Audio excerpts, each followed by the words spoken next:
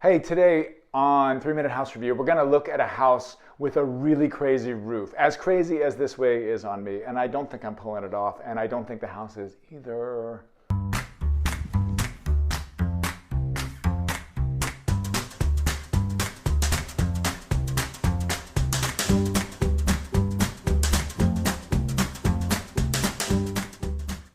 Hey, welcome to 3 Minute House Review. I'm Archer. Today we're looking at a Tudor house with a rolled eave roof. Check this out. Boom. So let's look at what this is. I mean, the roof is the thing you remember, right? Everybody I know is like, oh, the house with the crazy rounded roof. So when you see a roof like this is usually only on cottages and Tudor houses. So houses that are trying to evoke the medieval period, right? This is like sword and stone stuff. So in this case, you have, back then in medieval England, the roofs were very steep and they were thatched with thick bundles of reeds that shed the water. So that's what this house is trying to do here. So let's just look at what this house has going for it. First of all, it's very symmetrical, and it's kind of almost like an American colonial house if you don't show these two additions that kind of come forward of the house. These windows here are very Tudor in the fact that you group a bunch of windows together. That's nice. Also, you almost always have some Renaissance additions in Tudor, and that's what you have here with these kind of quarter rounds. It's got hipped gables, just when they cut away, and then they even rounded those over. So you can see here that it's an interesting house. It's very cottagey, although it's pretty big. It's 4,000 square feet. So I don't think this roof is doing like a super job on its main job, which is keeping the house dry. I can see all sorts of places where like the gutters are leaking, and the water leaks here and it goes around down the side of this window, and then on this side there's a big leak on this gutter which keeps the whole area wet. It's supposed to be dumping it onto this roof. So this roof is not thatched, okay? This roof is not shingled. This is a composite shingle roof, like basically you'd see on a flat roof, which is just, tar and paper kind of laminated together with sand on top to give it color. So, and that works for most roofs, but in this case, I think that it's to the edge of its ability. Like it doesn't show any thickness up here. Like they didn't do any roll on this edge. They just kind of left it like whatever the plywood thickness was underneath it, and then they just left it kind of crisp. So this is called an eyebrow dormer, by the way. And then you can see the hip gables here. So that gives it a nice rounded over look. It definitely looks to me like in the 80s and maybe the early 90s, there was a lot of really overstuffed big furniture that used to get sold, like leather couches that were like full of stuffing, and they were a little too big for most rooms. That's what I think of when I think of this house. It's a very formal house otherwise. It's not asymmetrical. It's not trying to be an English village in itself. It's a house with a lot of gravitas, actually. And the roof kind of almost plays against that, I think, especially this entryway roof. I mean, the fact that these stick out, and then you have this very straight line across here. So I'm going to show you some examples of where I think it really does work. This is called customshingles.com is where I got all these images. And let's look at this, then we'll go back and look at our house again, because I think that there's some things on these houses that are really actually pretty successful that this house could adopt potentially. So one of the things is, well, first of all, these are cedar shingles. So that's, I get it that they couldn't or didn't choose to do shingles. It would have been a much more of an investment to do this roof. They did a lot of things to the roof, but they didn't actually put shingles, and that's fine.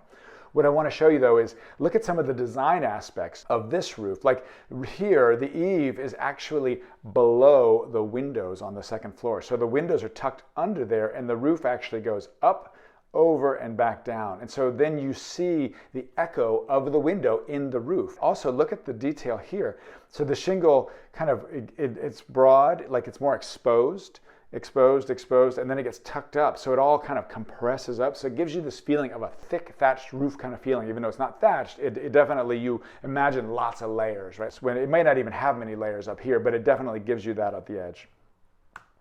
On this one, I love this one. I mean, this one is just like that roof is that house, basically.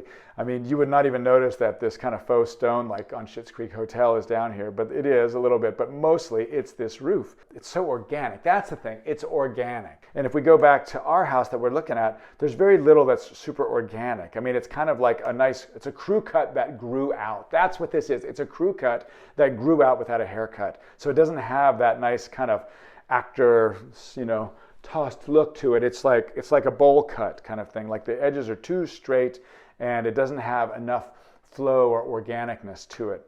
This one's a lot more orderly, and I think also in line with kind of what our house wants to be, right?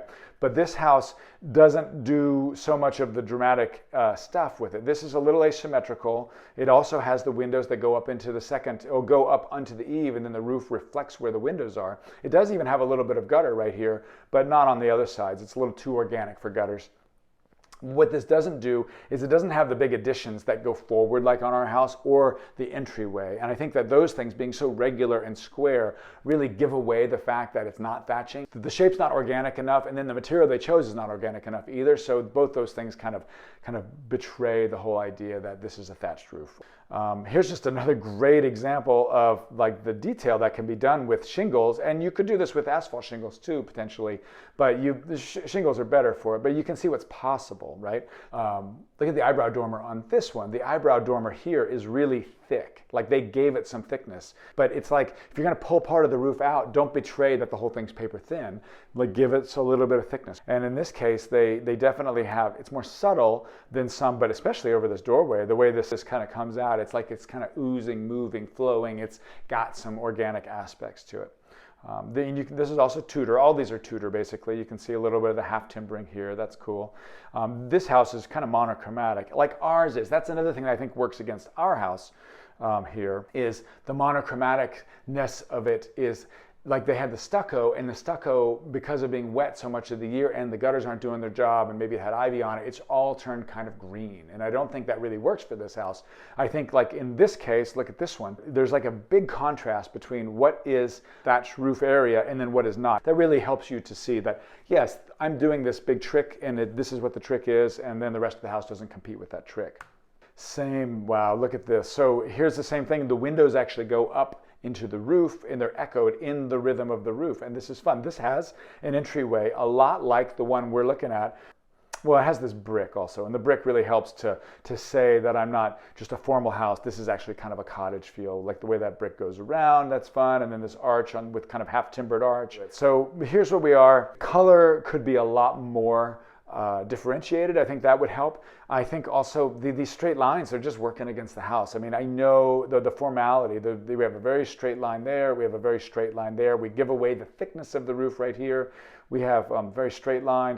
Everything's just so straight that it's just not. It's not quite pulling it off like it could, like the potential is. And I don't know, I guess what I would say is maybe bring down the roof. If you're gonna bring it down around these windows a little bit, make these eyebrow dormers actually much more integrated into the roof, put thickness around them. Yeah, and figure out maybe a little bit more of a Tudor way. Like, I guess it looks like too much of the classical pediment style with the columns. So it's betraying the Tudor aspects, right? Like the medieval aspects. It's trying to be more kind of Greek classics. And also the symmetry is intense on this house. So this house could lose this roof and be a really nice house with a different type of roof, or it could commit and go further, and that could be really interesting, and it would definitely give it a crazier kind of feel to it. But right now where it is, it's in the no man's land, and it doesn't feel super great because you're not quite one, you're not quite another. So I think that the uncanny valley is where we are, right? All right, so what do we think of this? I think it's, I love this house. I love the attempt it made, especially in this little tiny town where it is. And I just don't think that it had quite the vision to go the distance to really be what it wanted to be. All right, to stand by for the valuation of this house, like I always do at the end of the episodes. I'm so glad you're here. Thanks for loving on my wig and loving on these houses, and we'll see you next time.